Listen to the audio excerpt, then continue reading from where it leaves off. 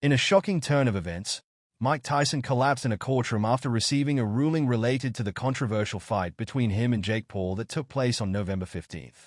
The bout, which was later revealed to be a staged event designed purely for entertainment, has sparked significant backlash against Tyson, Paul, and even Netflix, which was involved in the promotion and broadcasting of the fight. This situation has escalated into a class action lawsuit, raising questions about the ethical implications of such events in boxing.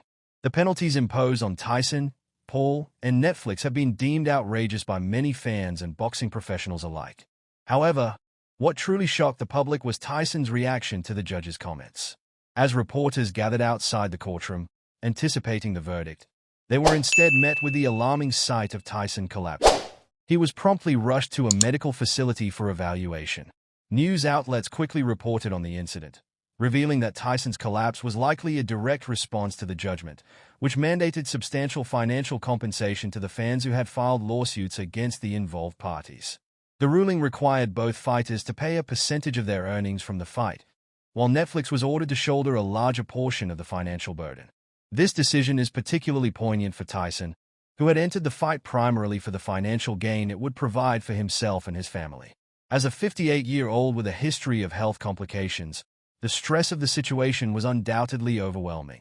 In the aftermath of the fight, Tyson's coaches reported that he was immediately referred to the hospital.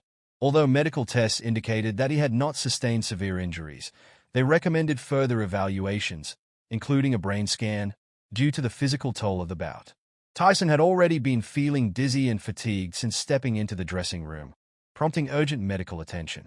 The concerns surrounding Tyson's health have been a long-standing issue, especially following a series of health scares in recent years. In May, he suffered from an ulcer attack during a flight that required hospitalization, leading to a 4-month postponement of the fight.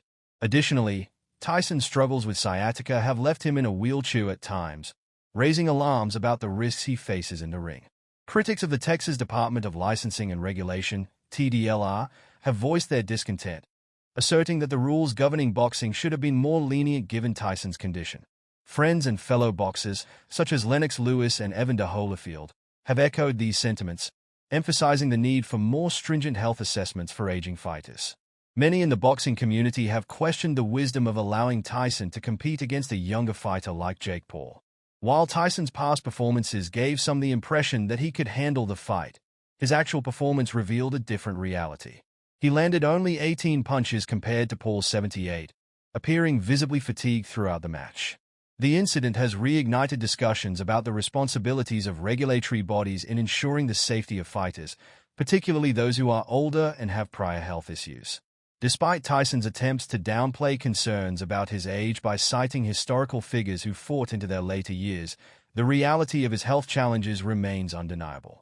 Dr. Stephen Hughes, a senior lecturer of medicine, has warned about the risks associated with head trauma for older fighters, specifically the potential for life-threatening conditions like subdural hematomas. Tyson's decision to fight, despite knowing his health history, raises ethical questions about the responsibilities of promoters, regulatory bodies, and the fighters themselves.